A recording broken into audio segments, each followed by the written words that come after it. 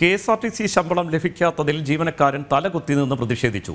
മൂന്നാർ ഡിപ്പോയിലെ driver KS ജയകുമാറാണ് പ്രതിഷേധിച്ചത്. അരമണിക്കൂറോളമാണ് ജയകുമാർ തലകുത്തി നിന്ന് പ്രതിഷേധിച്ചത്. വിവരങ്ങളുമായി സുബിൻ തോമസ് ചേരുന്നുണ്ട്. സുബിൻ, എന്തായാലും KSRTCയിൽ ശമ്പള വിതരണം ഇതുവരെ പൂർത്തിയാക്കാൻ കഴിഞ്ഞിട്ടില്ല. ജീവനക്കാർക്കിടയിൽ വലിയ രീതിയിലുള്ള പ്രതിഷേധവും ഉയരുന്നുണ്ട്. ഇതിന്റെ ഭാഗമായി തന്നെയാണോ തലകുത്തി നിന്നുള്ള ഈ പ്രതിഷേധവും?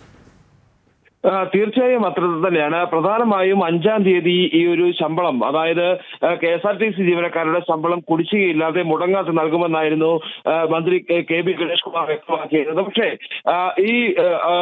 ഈ ശമ്പളം 5-ാം തീയതിയും ലഭിച്ചില്ല. അതിനുശേഷം എത്രത്തോളം ദിവസം വരുന്നു, 13-ാം തീയതിയിലേക്ക് എത്തുന്നു.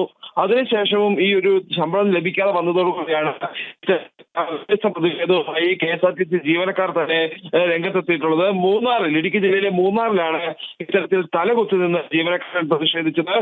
മൂന്നാർ ഡിപ്പോയിലെ ഡ്രൈവറായിട്ടുള്ള KS ജയകുമാർ അരമണിക്കൂറോളമാണ് ഇത്തരത്തിൽ തലകുത്തി നിന്ന് പ്രതിഷേധിക്കുന്ന സാഹചര്യമുണ്ടായത്. പ്രധാനമായും അദ്ദേഹത്തിന്റെ ആരോപണം മന്ത്രിയുടെ വാക്ക് പാഴ്വാക്കായി KSRTC ജീവനക്കാരെ ഒരു തരത്തിലും ജീവിക്കാൻ സമ്മതിക്കാത്ത, അല്ലെങ്കിൽ പട്ടിണിക്കിടുന്ന നിലപാടിലേക്ക് LDF സർക്കാർ പോകുന്നു എന്നുള്ളതാണ് അദ്ദേഹത്തിന് തൊട്ടടുത്ത് എഴുതി വെച്ചിരിക്കുന്ന ബോർഡിൽ കുറിച്ചിരുന്നത്.